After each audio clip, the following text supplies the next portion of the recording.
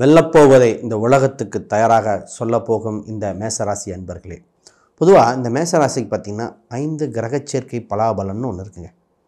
இந்த கோச்சாரத்தில் 5 கிரகங்கள் மீன ராசியில் சஞ்சாரம் செய்ய போகிறது. ரீசெண்டாக பார்த்திங்கன்னா ஜனவரி மாதத்தில் 5 கோள்கள் அஸ்ட்ரானமிக்கலாக இருந்தது, இப்போ அஸ்ட்ராலஜிக்கலாக சேரப்போகுது. இது நமக்கு என்ன வகை யோக பலனை கொடுக்க போகுது, இந்த காலகட்டத்தில் நம்ம என்னென்ன முக்கியமான விஷயங்கள் செய்யணும், எதை கவனமாக இருக்கணும் அப்படின்னு தெரிய வேண்டிய விஷயம். ஏன் இதை தெரிஞ்சிக்க வேண்டிய விஷயம்னா, எப்பவுமே ஒரு வழிகாட்டுதலாக இருக்கும். அந்த வழிகாட்டுதலுக்கு உங்களுக்கு கண்டிப்பாக வாழ்க்கையில் மேன்மை பெற உயரும் அப்படிங்கிற மாற்றுக்கருத்து இல்லை. முதல்ல அனைவருக்கும் வணக்கம். நான் உங்கள் ஸ்ரீ சுபம் விஜயகுமார்.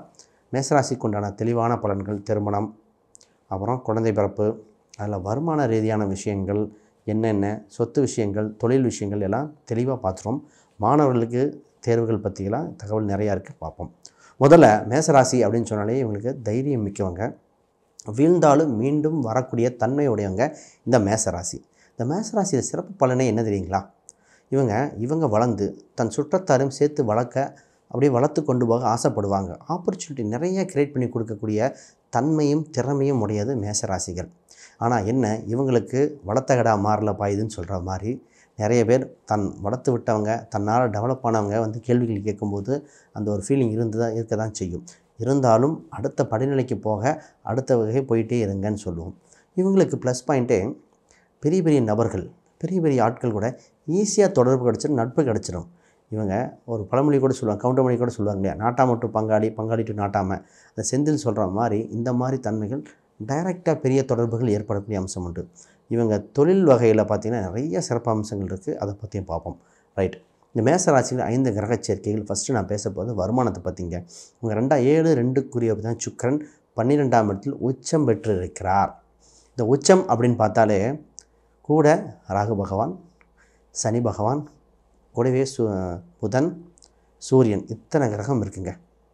12 இத்தனை கிரகம் இருக்கும்போது ஃபஸ்ட்டு நம்ம என்ன, அது 2ஆம் அதிபதி கூட இருக்கிறனால பல நல்லவனாக மாறிடுச்சு. தனித்து இருக்கும்போது இப்படி சொல்ல முடியாது. அப்போ 2ஆம் அதிபதி இத்தனை கிரகம் இருக்கனால வருமானம் வருகிற வாய்ப்புகள் அதிகரிக்க போகுது. ஆப்பர்ச்சுனிட்டி நிறையா வருதுங்க. இப்போ பொருளாதார ரீதியாக, குடும்ப ரீதியாக நிறைய முக்கிய முடிவுகள் எடுக்க வேண்டியதாக இருக்குது. இப்போ ஃபஸ்ட்டு நம்ம வேலை அப்படின்னு ஒரு பாயிண்ட்டை பார்த்துட்டு போவோம். வேலை விஷயங்களில் பார்த்திங்கன்னா ஒரு முன்னேற்றம் உண்டு, ஒரு இடமாற்றம் உண்டு. அட்லீஸ்ட் ஒரு ப்ராஜெக்டோ ஒரு சின்ன இடமா மாற்ற வேண்டியது இருக்குது. சில பயணங்கள் இருக்குங்க, ஒரு ட்ராவல் போயிட்டு வர்றது, ஒரு தொலைதூரம் சென்று வருது, இந்த மாதிரி ஒரு சின்ன பயணங்கள் இருக்குது. அந்த பயணங்கள் ஏற்றுக்கொண்டு சென்று வரங்க உங்களுக்கு அமோகமாக இருக்கும்.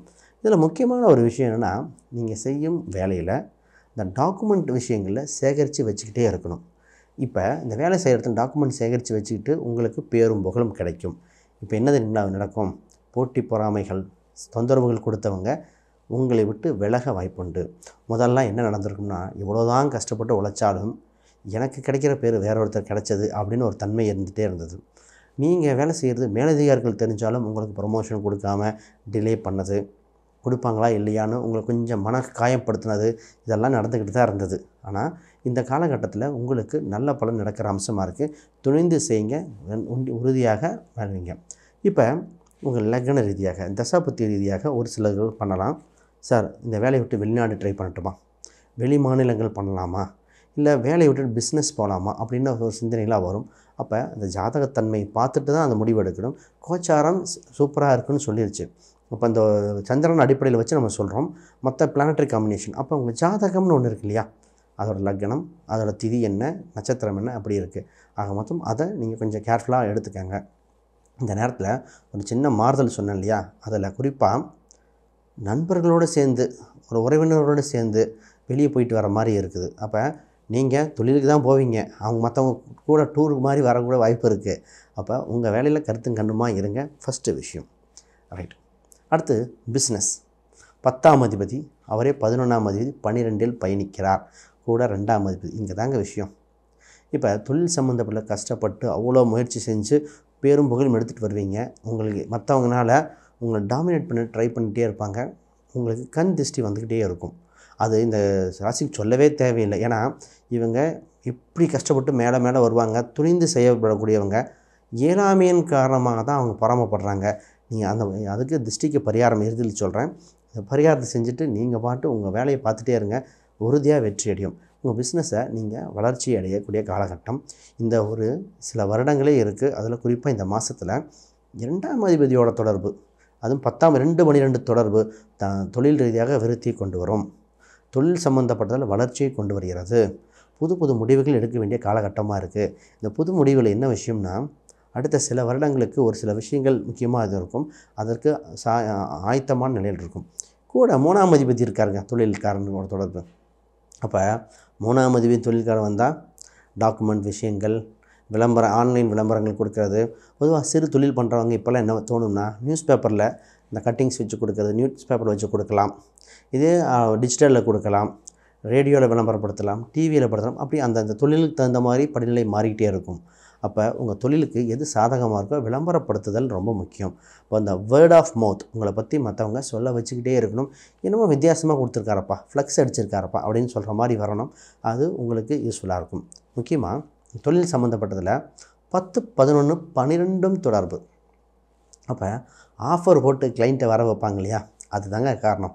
12ஆம் இடம்னா சிறு விரயம் இல்லை சிறு இன்வெஸ்ட்மெண்ட் பண்ணுவோம். அப்போ வியாபாரத்திலே இன்வெஸ்ட்மெண்ட் பண்ணுறதுனா எப்படின்னா, இப்போ நார்மலாக ஒரு தொகை வருதுன்னா இந்த இடத்துல 1க்கு 1 ஆஃபர் கொடுக்கறது, சில ஆஃபர்கள் கொடுக்குற மாதிரி, அந்த மாதிரி ஏதோ ஒன்று பண்ணும்பொழுது டெவலப்மெண்ட் ஆயிரும். ஆக மொத்தம் இதை செயல்படுத்துங்க. உங்கள் வாழ்க்கையில் நிச்சயமாக பெரிய உச்சத்தை தொடுவீங்கிறத மாற்றுக்கருத்தே இல்லை. தைரியமாக துணிஞ்சு செய்யுங்க. சுக்கிரன் உச்சம் உங்கள் 2ஆம் அதிபதிக்கு 5 கிரக சேர்க்கையில் யோகமே அப்படின்னு சொல்லலாம். ரைட். இப்போ அடுத்த கேள்வி வரும், சார் திருமணத்தை பற்றி எப்போ தான் சொல்ல போகிறீங்க அப்படின்னு கேள்வி வரும். பொதுவாக அவங்க 2-7க்குரிய சுக்கிர பகவான் 12ஆம் ஸ்தானத்தில் நல்ல நிலையில் இருக்கார். அப்போ சுக்கிரன் உச்சம் பெறும் பொழுது திருமணம் சம்மந்தப்பட்ட வாய்ப்புகள் கண்டிப்பாக வரும். கண்டிப்பாக வருகிற சூழ்நிலை இது இருக்குது. அப்போ வருகின்ற வரன் இப்போ உங்களுக்கு என்ன ஒரு ப்ளஸ் பாயிண்ட்னா, இந்த சுக்கிர பயிற்சி இதெல்லாம் நடந்து இந்த 5 கிரக சேர்க்கையில் நீங்கள் பார்த்து வேணும் வேண்டான்னு முடிவெடுக்கிற நிலைக்கு வந்துட்டீங்க. அது மிகப்பெரிய சந்தோஷமான விஷயம் இல்லையா? இது வேணும், இதை பார்க்கலாம், உங்களுக்கு மனதுக்கு பிடித்த வரனை கொண்டு வருகிற சூழ்நிலை வந்திருக்குது. இதுக்கெல்லாம் ஒரு பெஸ்ட்டு பாயிண்ட்டு, சுக்கிரனும் 2ஆம் இடத்தில் இருக்கிற குருவும் ஒரு பரிவர்த்தனை இருக்குது. இந்த பரிவர்த்தனை என்ன சொல்ல வரனா, சுக்கிரன் 12ல் இருக்காரா 2ல் இருக்காரா, ரெண்டு ஸ்தானத்துக்கு மேலே செய்ய போகுது. அப்போ திருமணம் என்ற வரன் கைகூட போகிற அம்சம் உண்டு. திருமணத்துக்கு மனதுக்கு பிடித்த அம்சம் உண்டு. அட்லீஸ்ட் நிச்சயமாக ஆகக்கூடிய கால சூழ்நிலை வந்திருக்குது. இப்போ பேச்சுவார்த்தைகள் எல்லாம் சுமூகமாக இருக்கும். மனதுக்கு பிடித்த குறிப்பிட்ட பொருளாதார ரீதியாக நல்ல வலிமையுடைய அதாவது கலஸ்திரம், ஆண்னா மனைவின்னு சொல்லணும், பெண்ணா கணவன் சொல்லணும். அப்போ கலஸ்திரம் வருகிற வாய்ப்புகள் உண்டு. ஆக மொத்தம் ஒரு நல்ல டைமாக இருக்குங்க.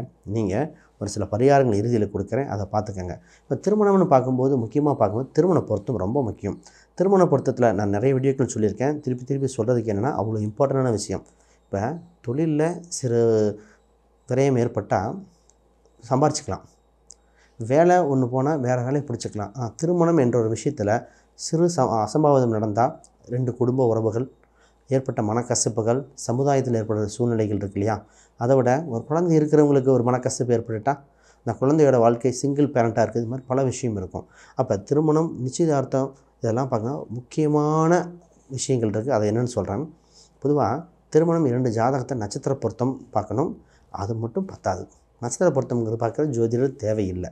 நட்சத்திர பொருத்தம் யூடியூப்லேயே பார்த்துக்கலாம், இல்லை மொபைலில் பார்த்துக்கலாம். நட்சத்திர பொருத்தம், அதுக்கப்புறம் கட்ட பொருத்தம், சந்திரன் ரீதியாக அம்சங்கள், லக்ன ரீதியாக அம்சங்கள், கூட்டு திசை இருக்கா, செவ்வாதோஷம் இருக்கா, அப்புறம் 7ஆம் அதிபதியோட வலு என்ன, 2ஆம் அதிபதியோட வலு என்ன, குழந்தை பிறக்க வாய்ப்பு இருக்கா, இந்த மாதிரி பல விஷயங்கள் இருக்கும். பின்னாடி தசாபுத்திகள் கொஞ்சம் மாறும்போது 2 பேருக்கு அந்யோன்யம் இருக்குமா, இப்படி பார்க்கணுங்க. இப்படி பார்த்து ஃபிக்ஸ் பண்ண வேண்டிய சூழ்நிலையில் இருக்குது. அதை கவனமாக இருங்க. ரைட். இப்போ சொத்து ரீதியாகவும் கொஞ்சம் பார்ப்போம். பொதுவாக உங்கள் ராசிக்கு 4ஆம் அதிபதி சந்திரன் உங்கள் ராசியில் இருக்கார்.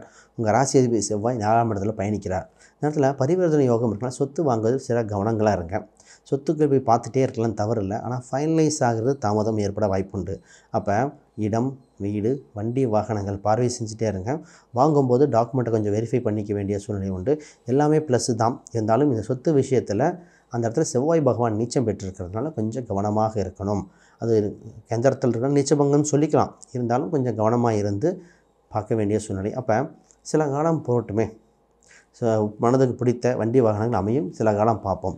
இப்போ இந்த வீடு அப்படின்னு பார்க்கும்போது கட்டின வீடா இல்லை சொந்த வீடா, சொந்த வீடு கட்டின வீடு சொந்தமாக அமைச்சிக்கலாமா, இல்லை சொந்தமாக கட்டலாமா, இல்லை கொஞ்சம் வீடு இப்போ ஆல்ட்ரேஷன் எதாவது பண்ணலாமா, இந்த மாதிரி நிறைய விஷயங்கள் இருக்குது.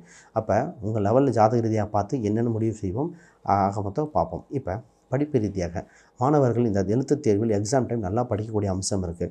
வளர்ச்சியான கால சூழ்நிலை வந்திருக்கு. மாணவர்கள் துணிந்து படிங்க. உங்களுக்கு வெற்றி வாய்ப்புகள் அதிகமாக அமோகமாக இருக்கிறது. தைரியமாக இருங்க. இந்த நேரத்தில் கோச்சார கிரகங்கள் நிறைய சப்போர்ட்டாக இருக்கிறனால வளர்ச்சி உண்டு. மாணவர்கள் விடாமுயற்சியாக தன்னம்பிக்கையாக படிக்க ஆரம்பிங்க. உங்களுக்கு ஒரு சில மந்திரங்கள் சொல்கிறேன். இப்போ என்னென்னா, உங்களுக்கு ஹைகிரீவர் மந்திரம் பார்த்துக்கங்க. ஒரு முருகரோட ஒரு கவசம், ஏதோ ஒரு கவசத்தை எடுத்துக்கங்க. இதெல்லாம் எதுக்குன்னா, ஒரு எக்ஸாம் டைமில் ஒரு தைரியத்தை கொடுக்க ரொம்ப தேவைப்படும். ரைட். இப்போ ஒரு சில துறையினர் சம்மந்தம், கலைத்துறையினர், சினிமா சம்மந்தப்பட்டது, இப்போ புதுசாக பிஸ்னஸ் ஆரம்பிக்கணும் அப்படிங்கிற மாதிரி சிந்தனைகள் நிறையா வந்துட்டுருக்கிறவங்களுக்கு இன்னொரு விஷயம்னா, குலதெய்வ கோயிலுக்கு சென்று வழிபாடு செஞ்சுட்டு வாங்க. குலதெய்வம் கோயில் அழிக்கிறதுனே உங்களை அழைச்சிட்ருக்குன்னே சொல்லலாம். இந்த நேரத்தில் ஒரு கோயில் கும்பாபிஷேகம் வரப்போகுதுங்க. இந்த கோயில் கும்பாபிஷேகத்துக்கு தவறாமல் அட்டன் பண்ணுங்கள். அன்னதானம் கொடுத்துட்டு வாங்க. இது வளர்ச்சியை கொடுக்கும். ரைட். இப்போ நோய் நொடியை பற்றி பேசுவோம். பொதுவாக பார்த்திங்கன்னா, இவங்களுக்கு இந்த மனசு சார்ந்தது, உடல் சார்ந்து சின்ன சின்ன தொந்தரவுகள் இருந்தது. அதற்கு ஹெல்ப் பண்ண ஆளும் இல்லை, நானே போயிட்டு வந்த மாதிரிலாம் பலதை ஃபீல் பண்ணிங்க. முதல்ல உங்களுக்கு என்னென்னா, உடல் உபாதைகள் பார்த்திங்கன்னா கொஞ்சம் கவனம் செலுத்த வேண்டிய விஷயங்கள் இருக்குங்க. பெரிய வியாதிகள் வந்தால் டக்குன்னு டாக்டரை பார்க்கணும். ஒரு ஜோதிடர் கன்சல்ட் பண்ணி எந்த கோயில் எந்த மாதிரி பரிகாரம் பண்ணால் அதுக்கு சரியாகக்கூடிய அம்சம் உண்டு. இதில் ஜோதிடத்தில் என்ன சப்போர்ட் பண்ண முடியும்னா, எந்த மருத்துவ முறைன்னு சொல்லலாம். ஆனால் மருத்துவங்கிறது கம்பல்சரி தேவை. சித்தாவா, ஆயுர்வேதமா, யுனானியா, இல்லை அலோபதியா, இல்லை எண்ணெய் சார்ந்த வைத்தியங்களா, இல்லை ஃப்ளவர் மெடிசனா, இப்படிலாம் சொல்லலாம். அந்த மாதிரி தன்மையை பார்க்கும்போது உங்களுக்கு எது செட் ஆகும், எது உடம்பை க்யூர் படுத்தும்னு ஒரு தன்மை இருக்குது. அது படி போங்க. ரைட். ரைட். யாருக்காவது ஜாதகம், பிரசன்னம், வாஸ்து, நியூமராலஜி பார்க்கணும், அந்த எண்களுக்கு தொடர்பு கொள்ளுங்க. உங்களுக்கு நல்ல விளக்கங்கள் தொடரும். சரி. இப்போ என்ன கடவுள் வழிபாடு பண்ணிக்கிட்டா ஒரு சேஃபாக இருக்கும். இப்போ நீங்கள் கடவுள் வழிபாடு முக்கியமாக உங்கள் தன்மைக்கு பார்க்கும்போது எது பண்ணால் பெட்டராக இருக்கும்னா, முருகர் சம்மந்தப்பட்ட வழிபாடு. முருகர் சஷ்டி விரதமாக இருக்கலாம், சஷ்டி சம்மந்தப்பட்டது இருக்கலாம். இது ரொம்ப யூஸ்ஃபுல்லாக இருக்கும். உங்கள் மாணவர்கள் அனைவருக்கும் வளர்ச்சியை கொடுக்கும். ரெண்டாவது, பைரவர் வழிபாடு தேவைப்படுதுங்க. பைரவர் உங்களை அழைக்கிறாருன்னே சொல்லலாம். ஏன்னா 12ஆம் இடத்தில் இத்தனை கிரகங்கள் இருக்கும்பொழுது அப்போ ஒரு ஆக்ரோஷம் உள்ள ஒரு தெய்வம் தேவைப்படுது. அது பைரவராக இருக்கலாம், வராகியாக இருக்கலாம். இப்போ உங்களுக்கு காட்டினது பைரவர். நான் செவ்வாய் சம்பந்தம் வரும்போது பைரவர் எடுக்கணும். அப்போ பைரவர் வழிபாடு பண்ணுங்கள், ரொம்ப நல்லாயிருக்கும். இப்போ எந்த மாதிரி எண்கள் பயன்படுத்தலான்னா, உங்களுக்கு 2ஆம் நம்பர், அப்புறம் பார்த்திங்கன்னா 3, 6ஆம் நம்பர், இதை பயன்படுத்துங்க. வெற்றி உங்களுக்கு நிச்சயம் என்று சொல்லலாம். ஆக மொத்தம் வாழ்த்துக்கள். அனைவருக்கும் வணக்கம்.